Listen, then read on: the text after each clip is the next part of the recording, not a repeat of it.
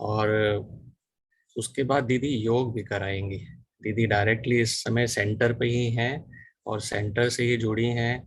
मैं तो सच्ची में कहूँगा आपका तो सौभाग्य है ही, मेरा भी पद्मा पद्म भाग्य है कि एक ही बारी में बोले और बाबा हमें हमारे परिवार से सेंटर से ही जोड़ देता है। और दीदी तो खास करके क्या बताएं इनके बारे में कि मैं इनको जब से जुड़े थे दीदी सेंटर में तब से ही मैं दीदी को जानता हूँ। और इनके साथ कई सारी सेवाएं भी मुझे मौका मिला करने के लिए।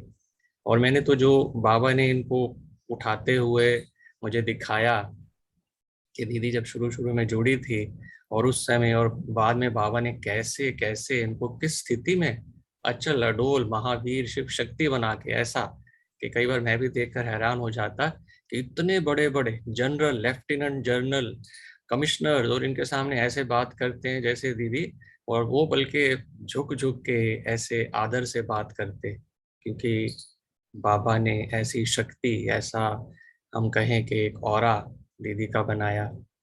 दीदी के बारे में थोड़ा सा आपको बता देते हैं। दीदी 10 साल से वैसे अपनी सेवाएं हरिनगर सेंटर, जहाँ पे हमारा मेन सेंटर है, जहाँ से हम जुड़े हैं, वहाँ से दीदी कनेक्टेड हैं। और इस 10 साल के अंदर दीदी ने मेरे ख्याल से कोई भी आर्म्ड फोर्सेस की सर्विसेज छोड़ी होंगी, चाहे वो आर्मी हो, चाहे नेवी हो, चाहे एयर फोर्स हो, हर जगह पर दीदी को बुलाया जाता है अपनी सेवाएं देने के लिए, आप सोचें। और वैसे तो लौकिक के अंदर दीदी ने डबल मास्टर डिग्री ली हुई है, दो दो डिग्रियां मास्टर्स की करी हुई हैं। और उसके पढ़ने के बाद, इतना ज्ञान लेने के बाद, लौकिक की डिग्री लेने के बाद फिर बाबा ने अपनी डिग्री दी इनको। बाबा ने इनको अपना बनाकर ऐसी डिग्री दिलवाई कि आज सिक्योरिटी विंग की दीदी जो दिल्ली कोऑर्डिनेटर है, पूरा दिल्ली का जितना भी कोऑर्डिनेशन है दिल्ली से, सिक्योरिटी विंग का दीदी देखती हैं। और मैं तो कितनी बार देख चुका हूँ कि आज कहाँ जा रहे हैं, दीदी कहती है आज मैं कश्मीर जा रही हूँ, आज गुवाहाटी जा रही हूँ, आज मैं चेन्नई जा रही हूँ। इतनी सेवाएं बाबा इनसे करवा रहे हैं।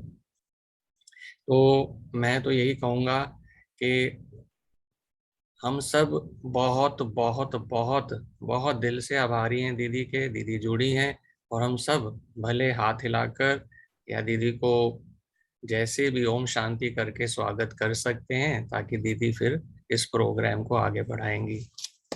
ओम शांति दीदी। ओम शांति, ओम शांति। आवाज क्लियर है भाई साहब? बिल्कुल क्लियर है दीदी, एब्सोल्युटली क्लियर।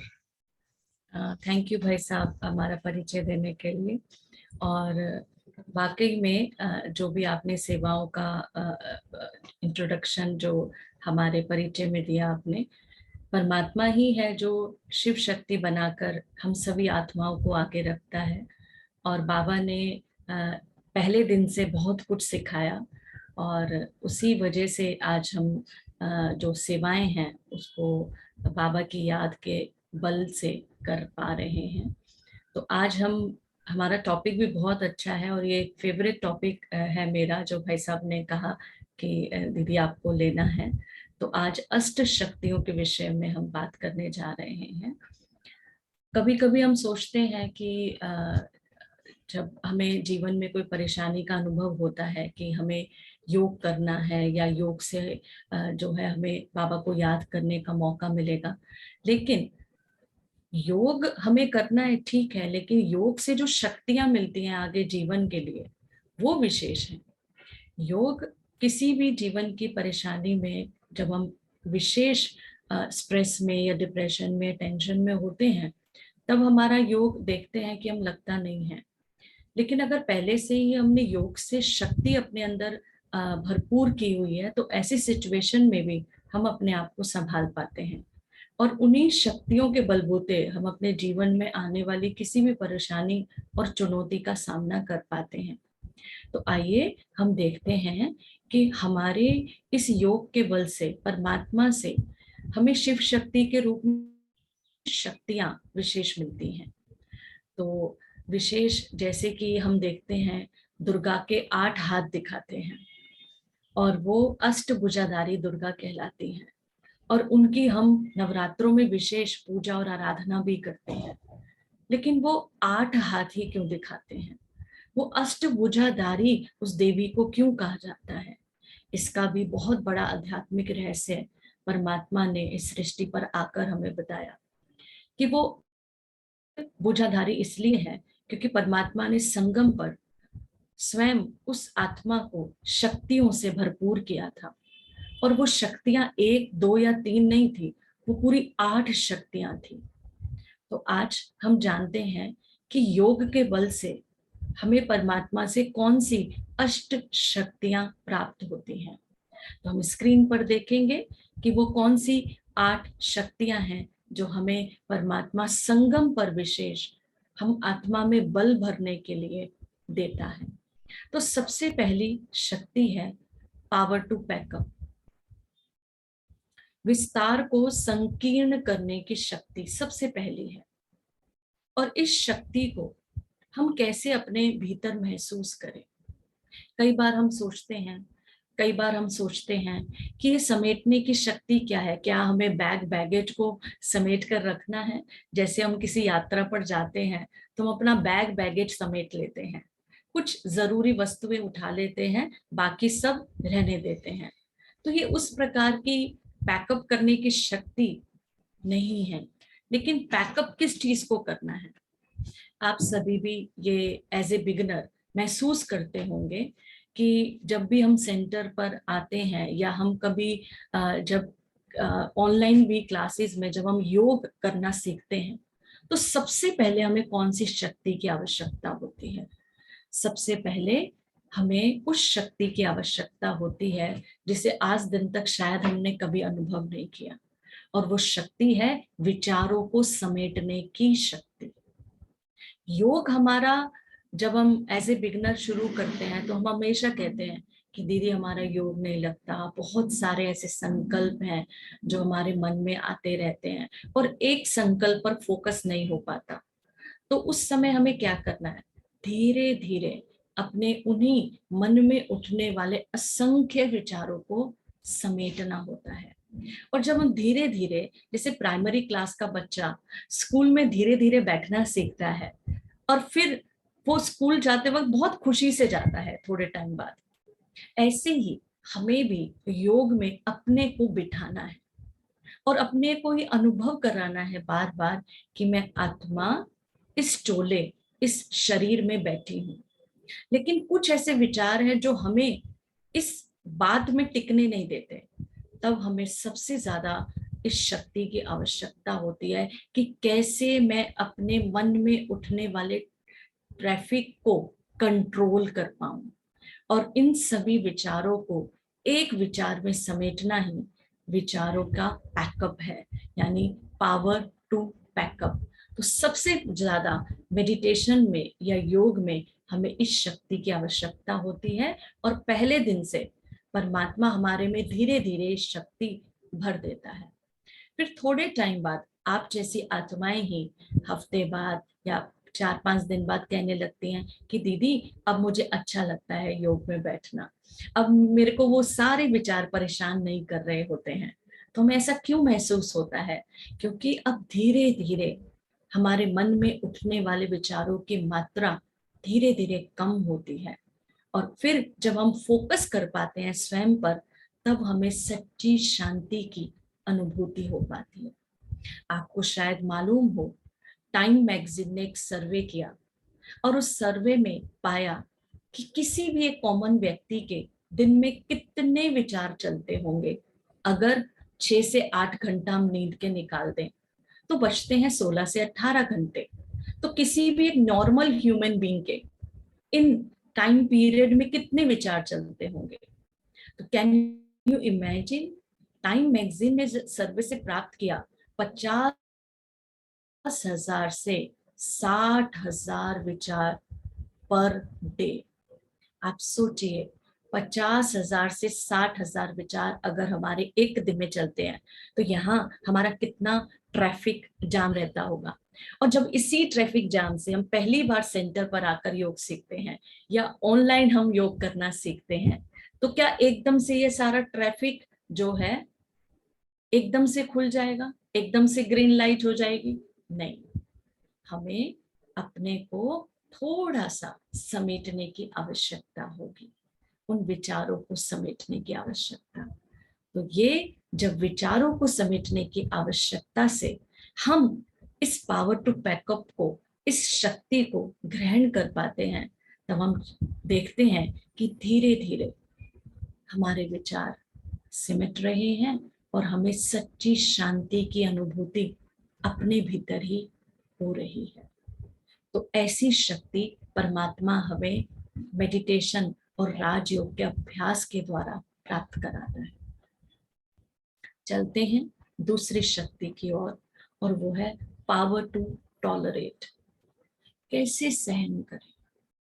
बहुत सारी जीवन की ऐसी बातें आती हैं, व्यक्तियों ने बहुत कुछ बोला है, पास्ट में मेरे साथ ऐसा बहुत कुछ हुआ है जिसको मैं आज भी टॉलरेट नहीं कर पाती हूँ।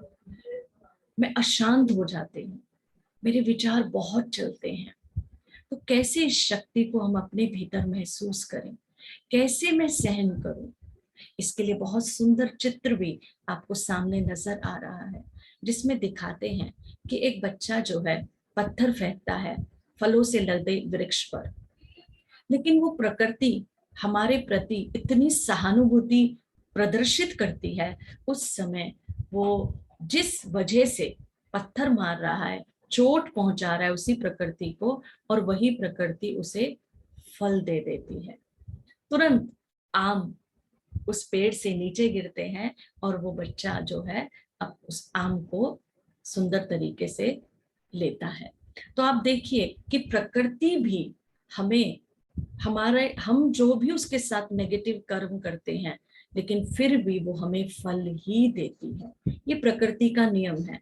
और आप प्रकृति के कोई भी तत्व को ले लीजिए, जल को ले लीजिए, वायु को ले लीजिए।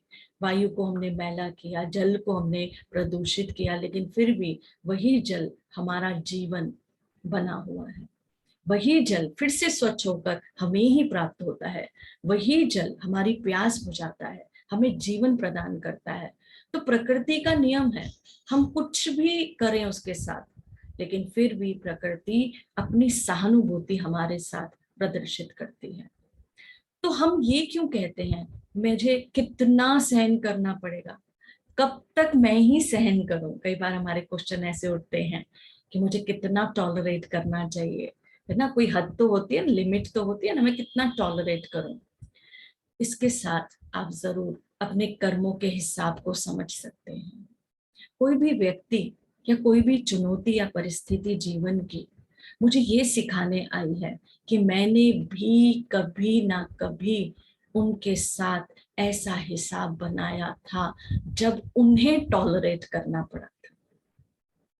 और जब हम सभी ज्ञानी आत्माएं परमात्मा के इस ज्ञान को अपने भीतर महसूस करती हैं कि शायद मेरे ही रोंग कर्म का रिटर्न मुझे प्राप्त हो रहा है, तब हम ये नहीं कहेंगे कब तक। टॉलरेंस पावर एक ऐसी शक्ति है जो व्यक्ति को बहुत मजबूत बनाती है। कभी कभी हम ऐसा सुनते भी हैं कि जो व्यक्ति टॉलरेट करता है तो उसको और ज्यादा दबाया जाता है, या ऐसा कहा जाता है बाहर की दुनिया में जो व्यक्ति टॉलरेट करता है शायद उसके अंदर रिप्लाई करने की पावर नहीं है, इसलिए वो टॉलरेट करना है। बट नहीं, परमात्मा कहते हैं कि जितना तुम सहन करते हो उतने सहन शाह बनते हो। तो जब भी टॉलरेट करें, जब भी ऐसी कोई सिचुएशन आए, तो याद कर लें कि परमात्मा ने हमें कौन सा शब्द दिया है, वो है सहन शाह का शब्द।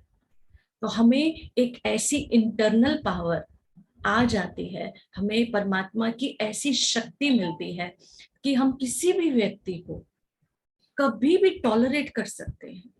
और वैसे भी हमें ऐसा क्यों महसूस होता है कि हम उनको टॉलरेट कर रहे हैं, कभी ना कभी कुछ व्यक्ति हमको भी टॉलरेट कर रहे होंगे, लेकिन हम सोचते हैं कि हम इस विशेष व्यक्ति को टॉलरेट कर रहे हैं। ऐसा नहीं है।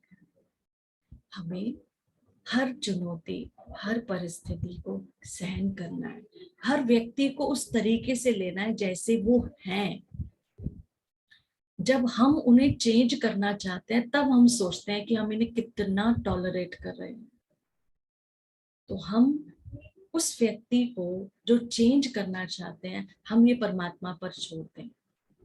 हम उनके प्रति ये ना रखें कि हम इनको चेंज होना चाहिए, क्योंकि परमात्मा ने कहा कि डायरेक्टर ने बैठकर स्क्रिप्ट लिखी है और डायरेक्टर के हिसाब से ये सब चल रहा है। व्यक्ति विशेष जो भी है वो अपने संस्कारों के हिसाब से कर्म करता है। व्यक्ति में जितनी नॉलेज है, जितनी शक्ति है, उस हिसाब से वो कर्म में आता है। तो हमें किसी व्यक्ति विशेष के प्रति या किसी परिस्थिति के प्रति, किसी चुनौती के प्रति हमें ये नहीं सोचना है कि हमें कितना सहन करना है। क्योंकि आप देखेंगे जैसे जैसे हम योग की पावर को अनुभव करते हैं तो उसमें ये जो टॉलरेंस पावर है ये दिन पे दिन हमारी बढ़ती जाती है। क्योंकि हमारे सेंटर्स पर भी कई बार ऐसे व्यक्ति आते हैं या ऐसी फैमिलीज आती हैं, कहते हैं, उनके बच्चे विशेष हमसे कहते हैं कि दीदी पहले सेम परिस्थिति में, सेम सर्कमस्टांस में हमारी जो मम्मा है वो ऐसे ऐसे हमें बोलती थी, लेकिन आज वो बहुत शांत रहती है। क्या हुआ?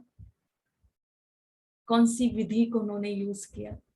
या हस्बैंड वाइफ आकर हमें बताते हैं कि पहले छोटी सी बात पर हम दोनों के बीच बहुत लड़ाई झगड़ा हो जाता था, लेकिन आज वो छोटी सी बात मतलब हम इग्नोर कर देते हैं। क्यों ये इग्नोरेंस पावर आ गई है? क्योंकि टॉलरेंस शक्ति बढ़ गई है। एक ने कहा, दूसरे ने एक्सेप्ट किया, एक ने कहा, दूसरे ने मान लिया। तो ये जब टॉलरेंस पावर हमारे भीतर आ जाती है तो बहुत सारी जीवन की ऐसी परिस्थिति हैं जिनका हम बहुत सुंदर तरीके से सामना कर सकते हैं और अपने जीवन को बहुत सुख और शांति से आगे बढ़ा सकते हैं।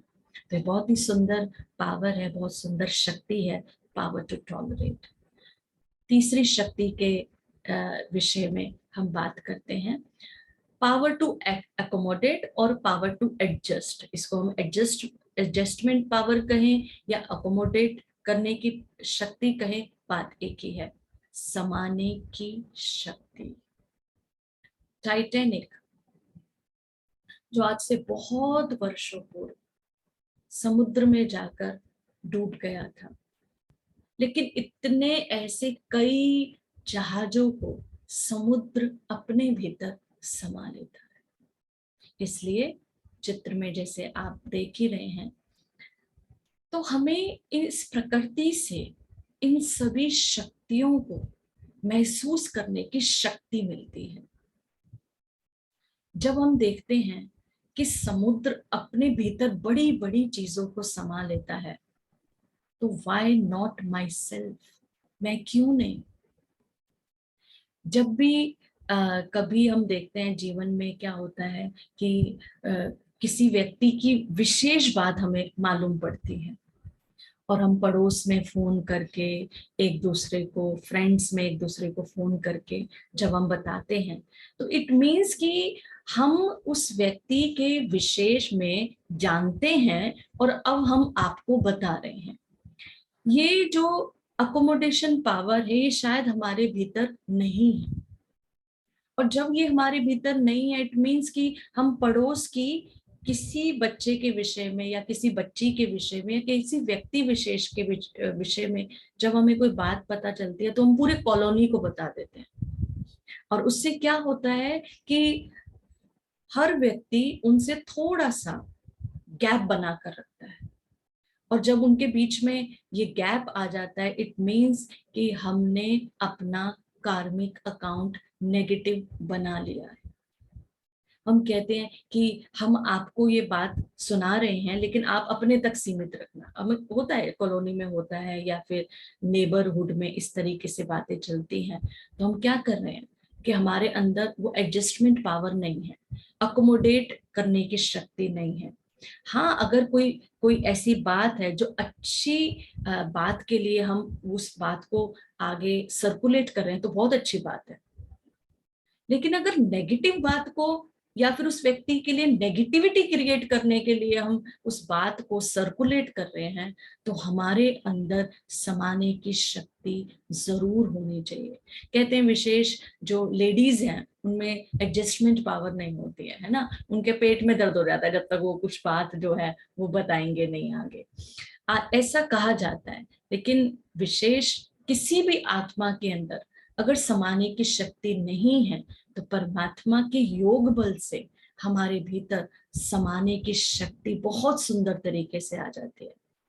कई बार मैंने विशेष कई कई आत्माओं का अनुभव सुना है कि दीदी पहले सेम बात को मैं अपनी 10 फ्रेंड्स को फोन करके बताती थी, अब कोई बड़ी से बड़ी भी बात हो जाती है ना, दीदी मेरा मन ही नहीं करता, ऐसा बोलते हैं, मन ही नहीं करता। इट मीन्स मन में वो फ्लेक्सिबिलिटी जो पहले नहीं थी वो आ गई, मन में अब हर बात को मोल्ड करने की शक्ति आ गई है, मन में अब वो ठहराव आ गया है जिससे हम एक ही बात को अपने अंदर एडजस्ट कर सकते हैं, अपने अंदर समा सकते हैं।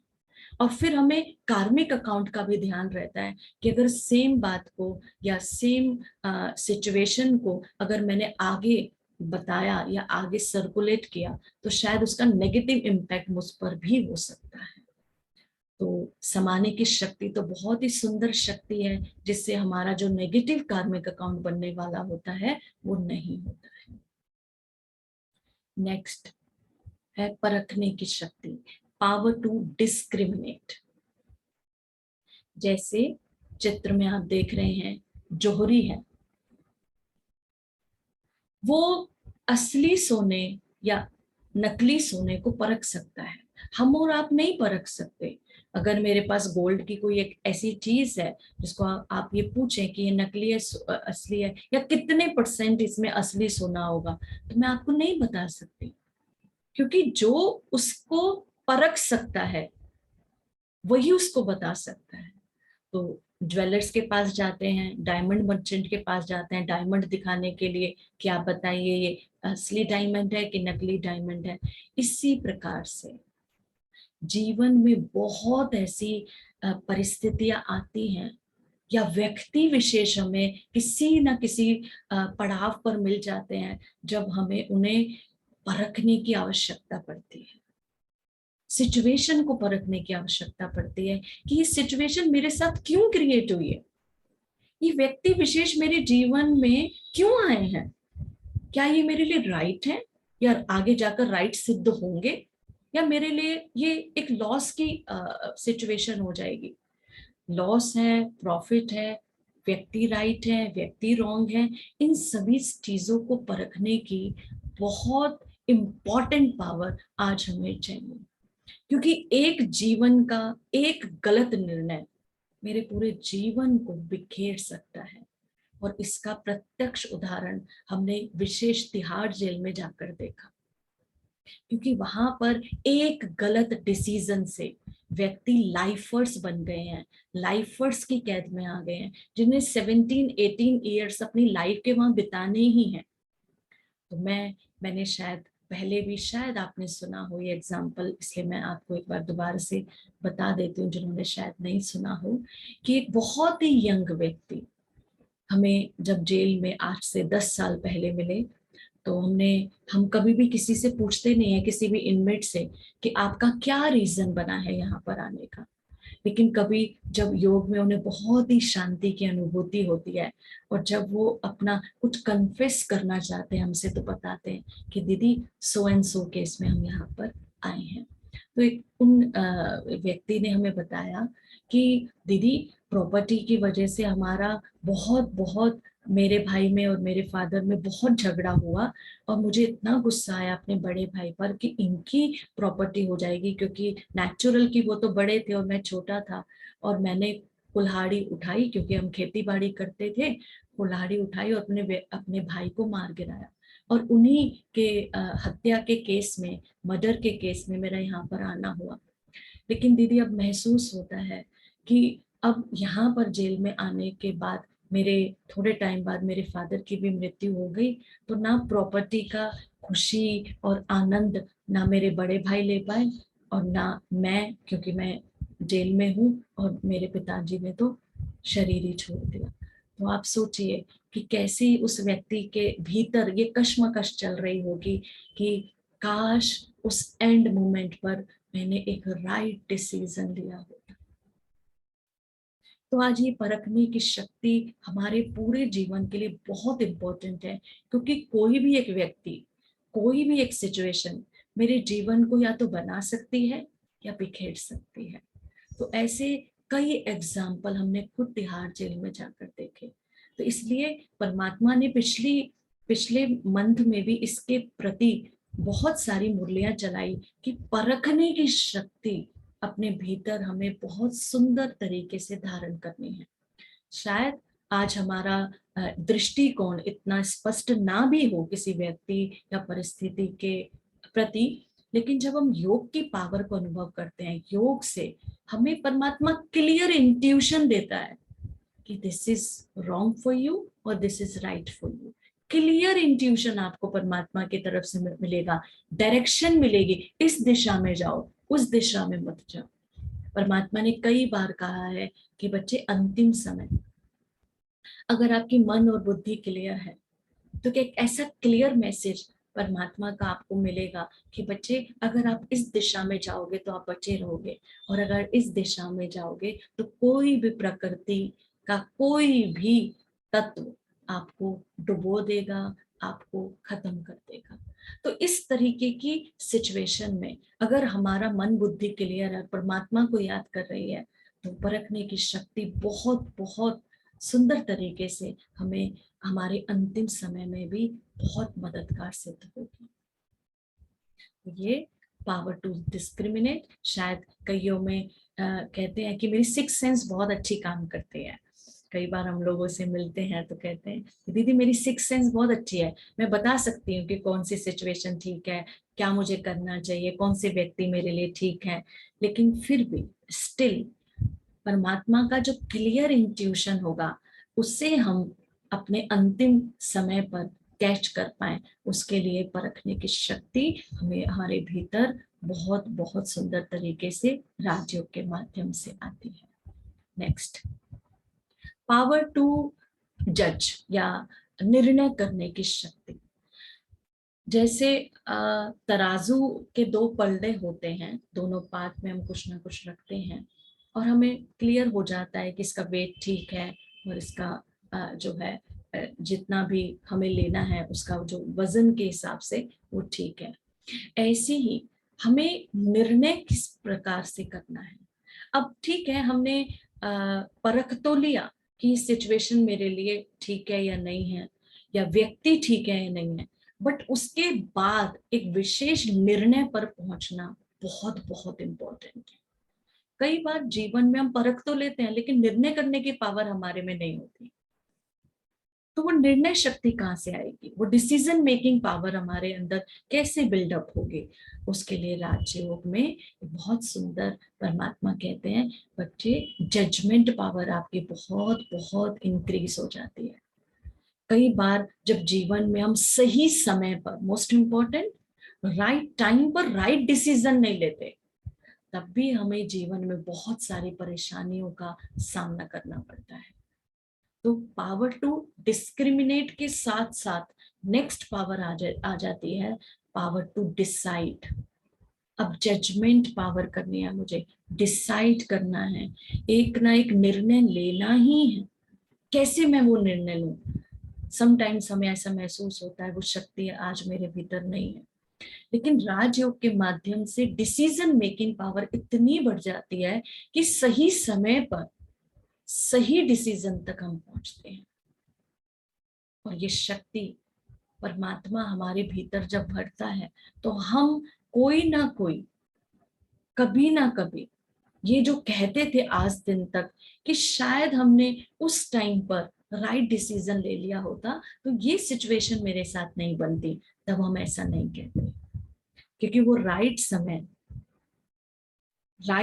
पर राइट डिसीजन लेना ये परमात्मा की भी एक इंट्यूशन थी कि बच्चे तुम्हें अब राइट डिसीजन लेना है।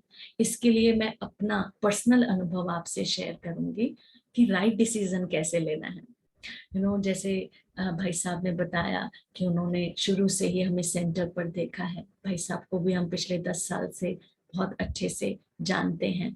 तो जब हम यहाँ पर आ रहे थे तो उस समय मेरा सबसे जो एक ड्रीम था लाइफ का, वो यही था कि मैं गवर्नमेंट जॉब में जाऊं, केंद्रीय विद्यालय में मैं परमानेंट एक टीचिंग के तौर पर, टीचर के तौर पर मैं वहाँ टीचिंग करूं।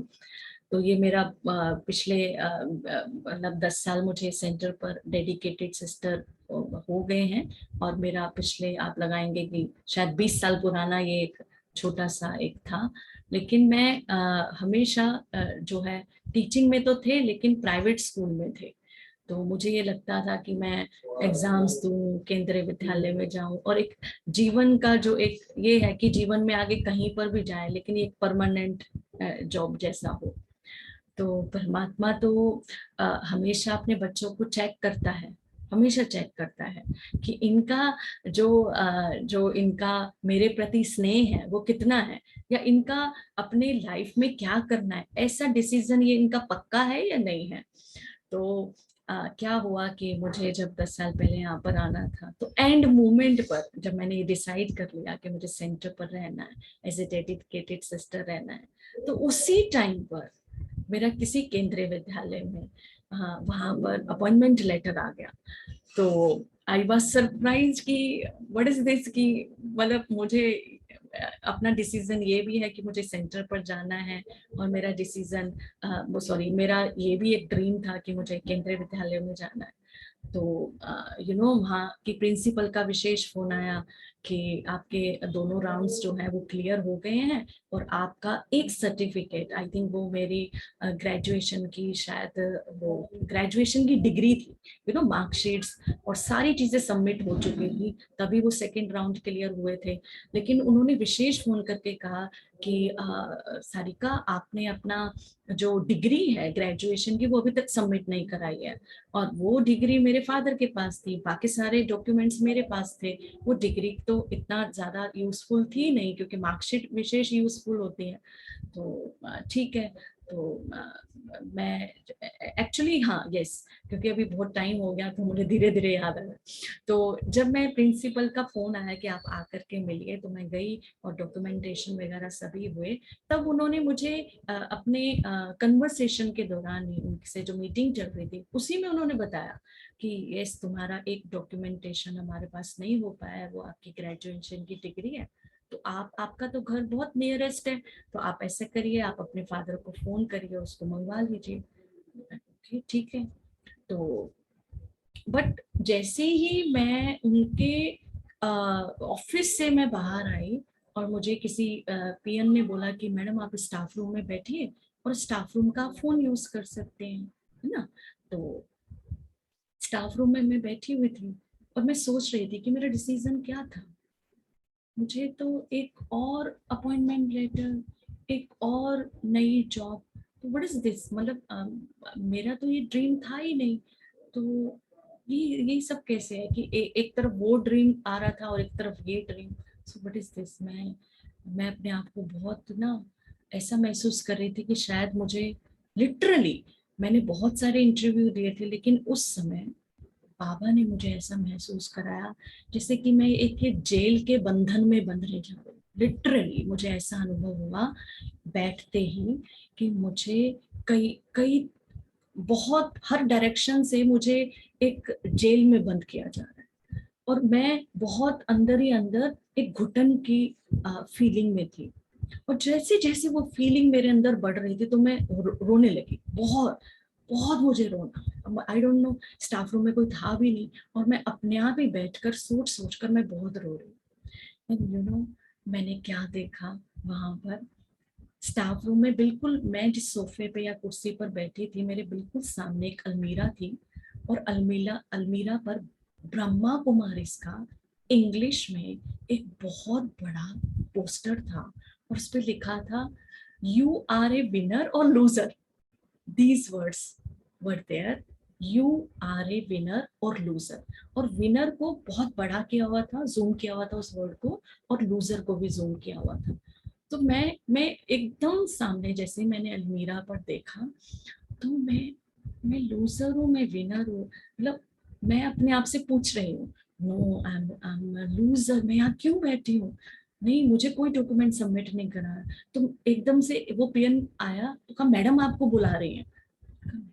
अच्छा वो, तो मैं तो भूल गई थी थोड़ी देर के लिए कि उन्होंने मुझे बोला कि आप अपना डॉक्यूमेंटेशन पूरा कर दीजिए और अपॉइंटमेंट लेटर आपका रेडी है। सो मैंने ऐसे ही, जैसे उन्होंने मुझे याद दिलाया, तो मैंने स्टाफ रूम का फोन यूज किया, क्योंकि मैं अपना मोबाइल मैं जल्दबाजी में अपना घर भूल गई थी। तो मैंने स्टाफ रूम का फोन यूज किया, and you would not believe, वहां का एक भी फोन नहीं काम किया। फोन का कनेक्शन ही नहीं था, मतलब फोन चल ही नहीं रहा था। मैंने फोन किया तो मैंने पीएन को बोला एंगेज जा रहा है, फादर का तो नंबर ही नहीं मिल रहा है, एंगेज जा रहा है, फादर का नंबर ही नहीं मिल रहा है।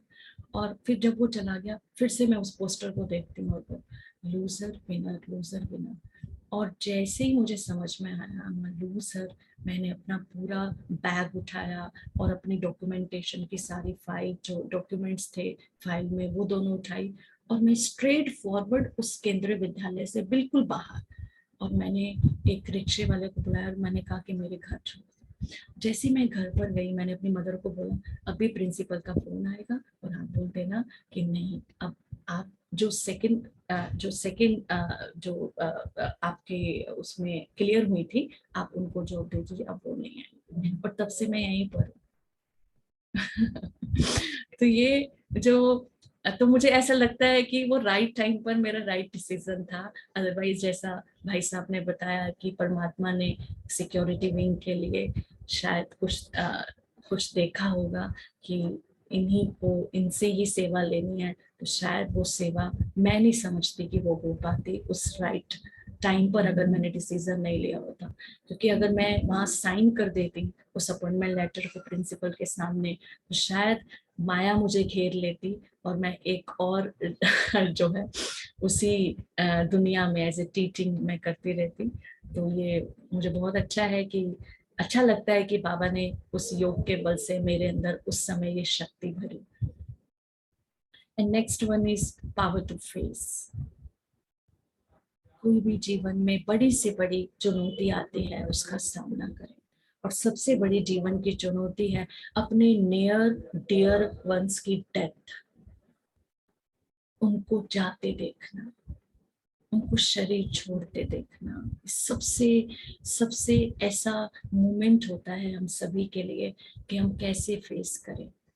लेकिन आपने शायद थोड़े दिन पहले जब सिद्धार्थ शुक्ला ने शरीर छोड़ा, तो आप सब ने न्यूज चैनल पर ये न्यूज सुनी होगी, देखी होगी। बार बार आ रहा था न्यूज चैनल पर, उनकी मदर क्यों नहीं रोई, ऐसी कौन सी पावर थी कि उन्होंने अपने आप को संभाल कर रखा ऐसे समय पर भी। तो पाया कि वो ऑलरेडी मुंबई के कोलाबा सेंटर से, ब्रह्म कुमारी से 2.5 साल से जुड़े हुए थे। और उन्होंने, जब उनसे कहा गया कि आप, जब वो हॉस्पिटल गई और कहा कि आप अपने बेटे को एक बार देख तो लो, तो जब रिपोर्टर ने कहा कि आप अपने बेटे को देख लो, आपका बेटा ऊपर है, तो उन्होंने कहा कि नहीं, वो तो एक सोइल है, वो तो मृत पड़ा है, मेरा बेटा तो कब का चला गया। यू नो, उस लेडी को क्लियर ये ज्ञान था कि आत्मा मरती नहीं है, वो तो वो चोला है जिस चोले को वो अब भी छोड़कर गया है, एक नए चोले में वो आत्मा फिर से प्रवेश करेगी। और फिर उन्होंने अंतिम संस्कार भी ब्रह्मा कुमारी के विधि विधान से कराया, क्योंकि वो अपने बच्चे को भी दादी जानकी से माउंट आबू मिलवाने लेकर गई, और उन्हें मालूम था कि यहाँ पर जो शिक्षा दी जाती है वो आत्मा की शिक्षा है, और कैसे अपने को एम्पावर करना है। उन्होंने उन सिचुएशन में अपने आप को कैसे हैंडल किया, कैसे फेस किया, ये आत्मा की शक्ति उन्होंने उस समय यूज की, उस समय यूज की पावर टू फेस, जिसके लिए हम कहते हैं कि सामना नहीं कर सकते बड़ी से बड़ी चुनौती का, लेकिन सिर्फ उस लेडी में ही क्यों, हम सभी आत्माएं इतनी सशक्त हैं कि हम किसी भी सिचुएशन का सामना कर सकते हैं। तो ये तो सभी न्यूज चैनल्स में दिखाया गया, सभी तक ये मैसेज गया कि उनकी माता जी ने अपने आप को ऐसे पलों में कैसे संभाला।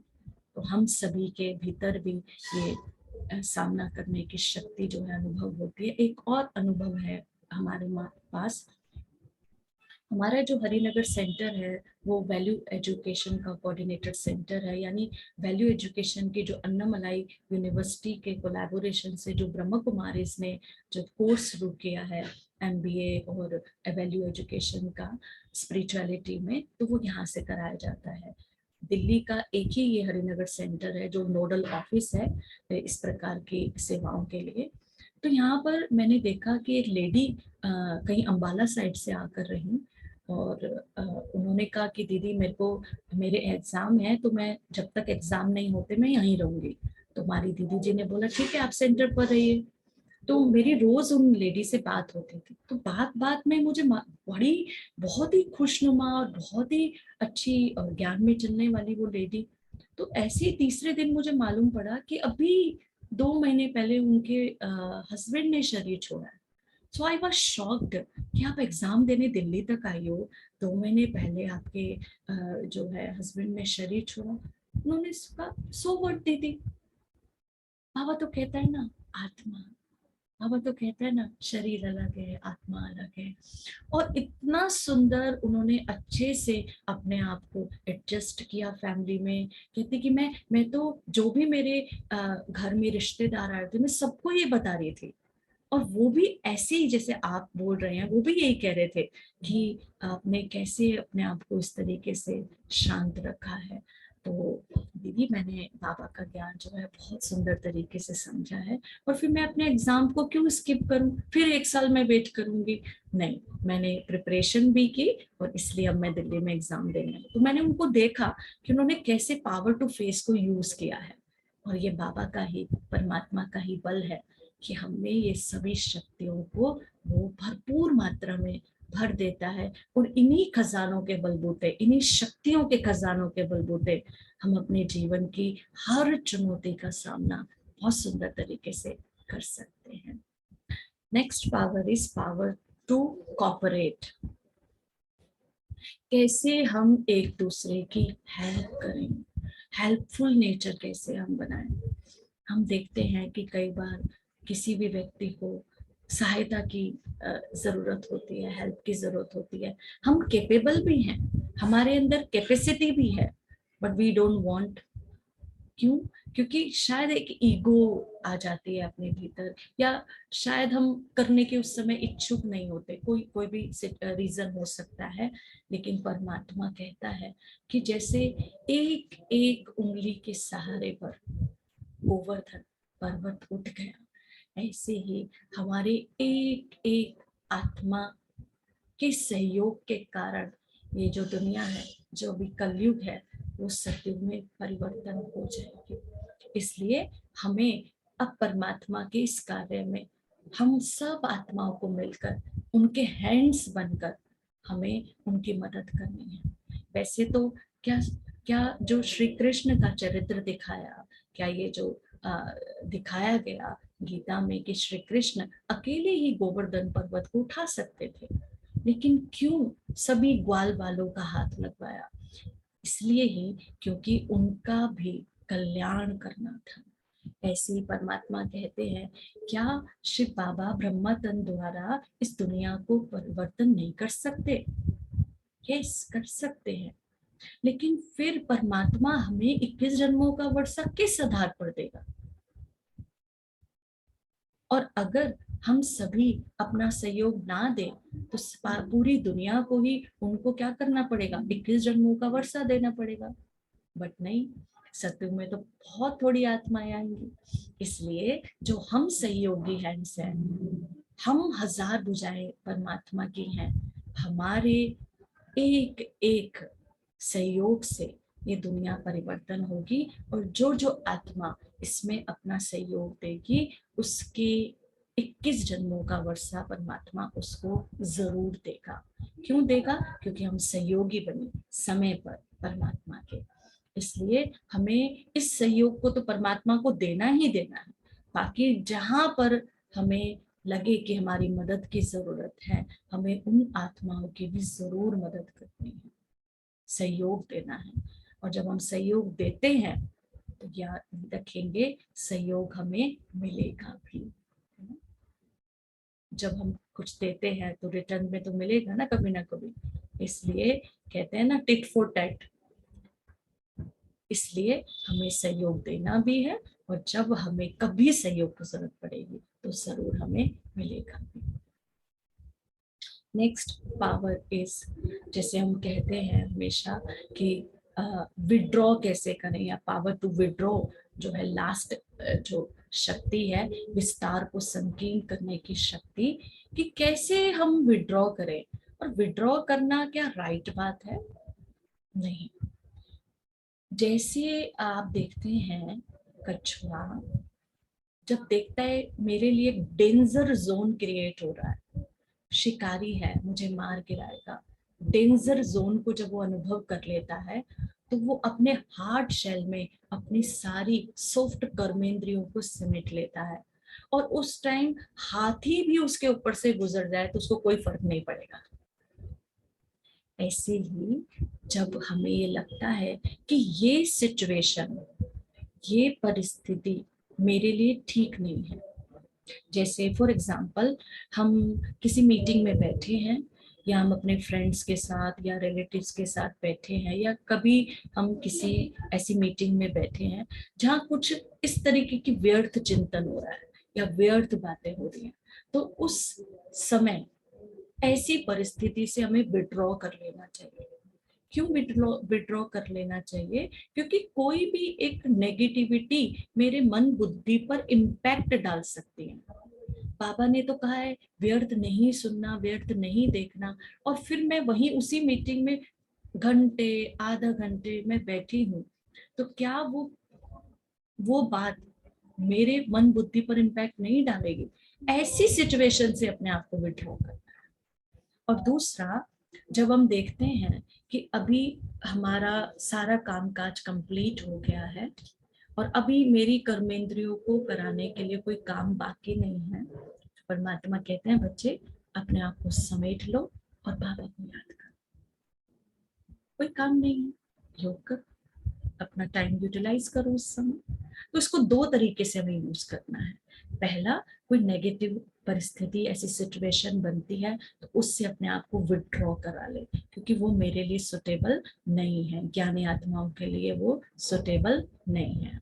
और दूसरा, अपने आप को ऐसे तरीके से सिमट लें कि अब मेरी मन और बुद्धि बाबा को याद करें, क्योंकि अब जितना कर्मेंद्रियों से काम लेना था, कर्म करना था, उतना मैंने कर लिया।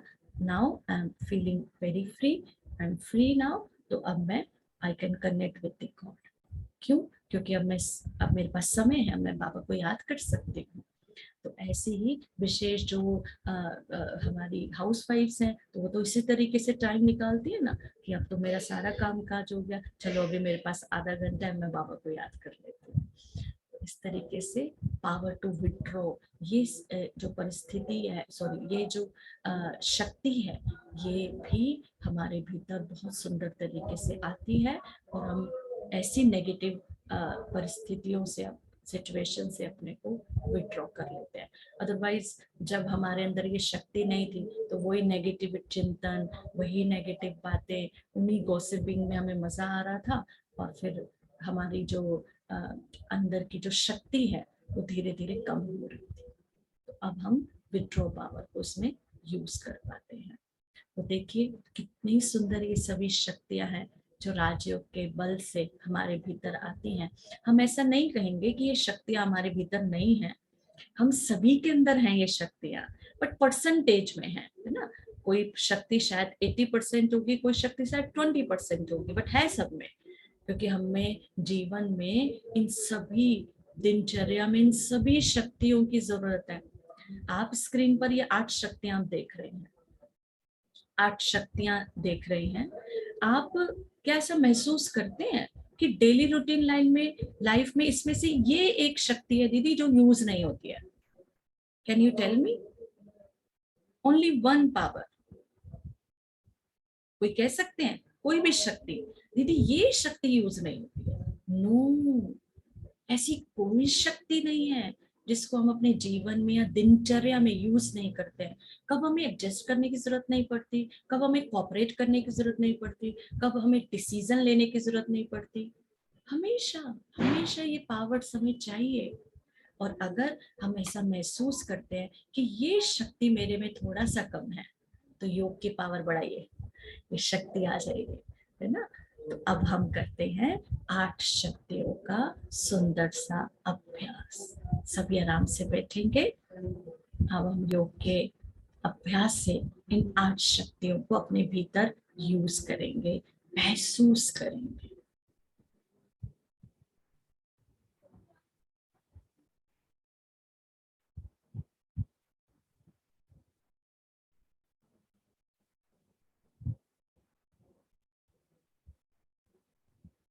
एक बैकग्राउंड म्यूजिक आप सभी सुनेंगे। आराम से अपने को बिठा लें,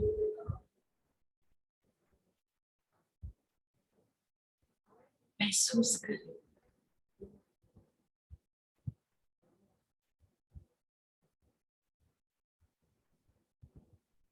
हड्डी मांस के शरीर में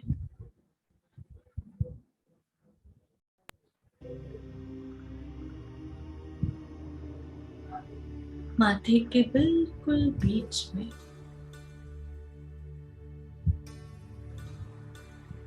मैं आत्मा सितारा चमक रही हूँ।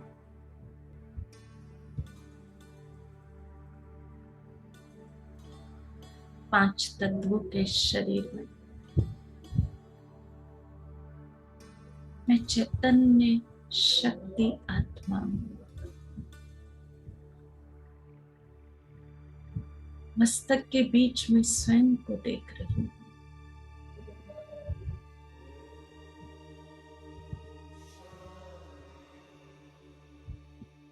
आत्मा सितारा मस्तक के बीच,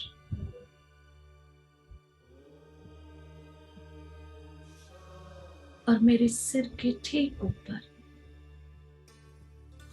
शक्तियों का सागर परमात्मा शिव बाबा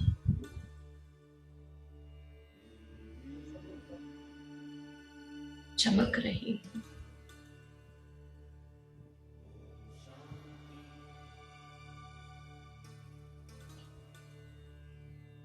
जैसे इंद्रधनुष में 7 कलर्स होते हैं, ऐसे ही परमात्मा शिव बाबा से 7 रंग नीचे मुझ आत्मा पर पड़ रहे हैं। साथ में एक और कलर सफेद चमकीला मुझ आत्मा पर महसूस हो रहा है। ये 8 कलर शिव बाबा से मुझ आत्मा के भीतर महसूस हो रहे हैं। जैसे कि मैं एक फव्वारे के नीचे हूं, ऐसे ही ये 8 कलर शिव बाबा से मुझ आत्मा में भर रही हूं।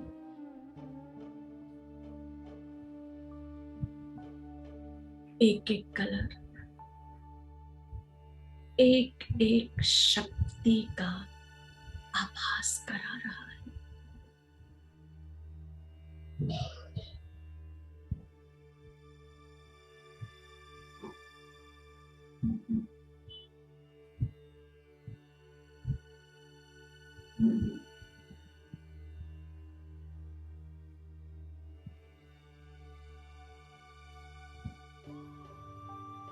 Power to back up.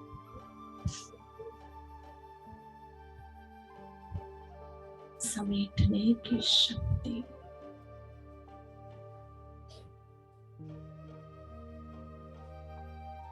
Power to tolerate, सहन शक्ति,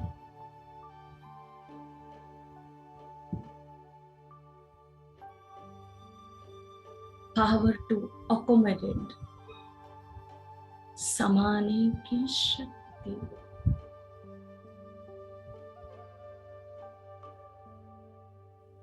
पावर टू डिस्क्रिमिनेट, परखने की शक्ति, पावर टू जज, निर्णय शक्ति, पावर टू फेस,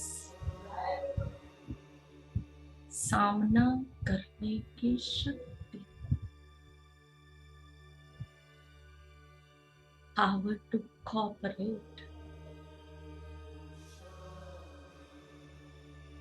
सहयोग शक्ति,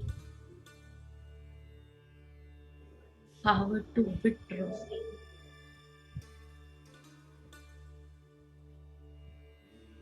अपने को सिचुएशन से डिटैच करने की शक्ति, आठों रंग, 8 शक्तियों का आभास करा रहे हैं।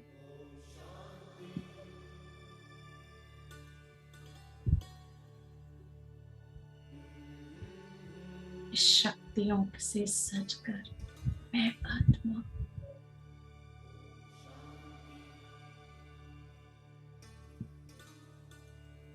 शक्तिशाली बन गई हूँ।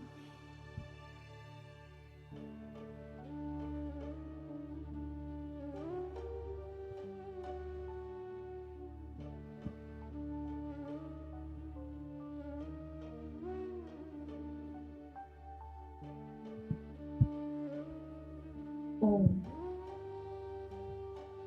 शांति।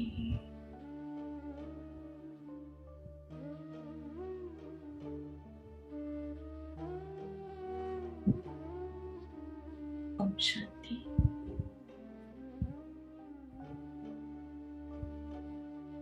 शांति।